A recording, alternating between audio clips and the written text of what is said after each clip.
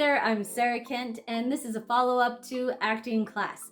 Something that's come up a lot for me, as well as other actors recently, is that feeling of failure. What am I doing? I thought I was doing so good as an actor, and now I'm not booking anything, and I haven't had any callbacks recently.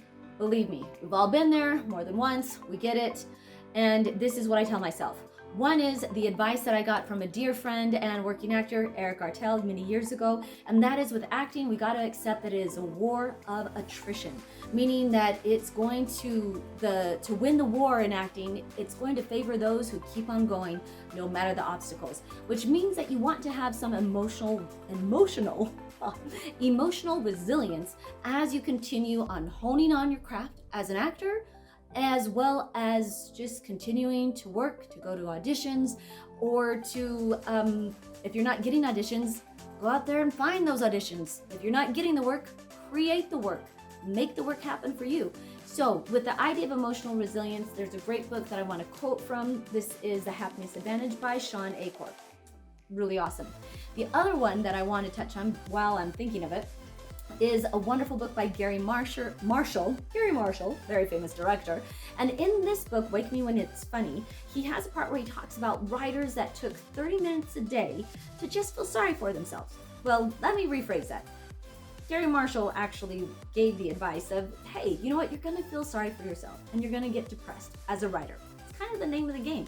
So give yourselves 30 minutes a day to feel sorry for yourself. You know, swim in it until your fingers get all pruny. And bonus points if you know what movie Meg Ryan said that in. You can leave it in the comments below, but it is a Meg Ryan quote. So yeah, swim in it until your fingers get all pruny. Swim in that self-pity. And then after those 30 minutes, get to work. Get up and get to work and keep on working on your craft. Because this is what I tell myself. Oops, dropped my book. But what I tell myself is no one's gonna fault you if you give up, but no one's gonna be inspired by you either. So this comes back to the emotional resilience.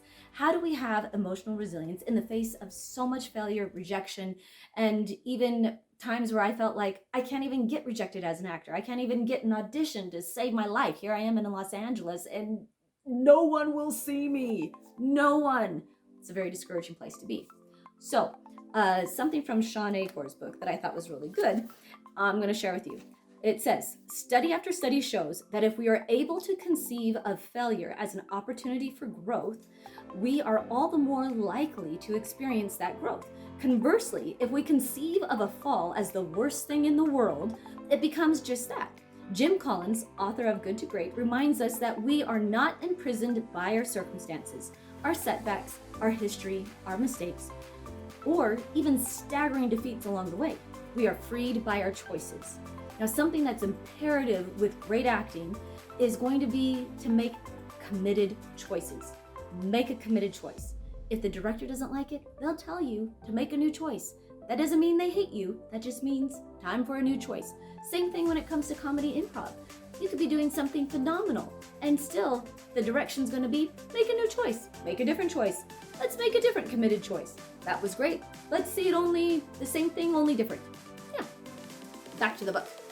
By scanning our mental map for positive opportunities and by rejecting the belief that every down in life leads us only further downward, we give ourselves the greatest power possible, the ability to move up, not despite the setbacks, but because of them.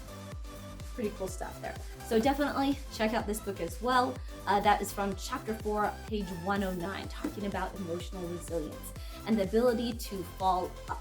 So again, remember, no one's going to be faulting you or criticizing you if you give up.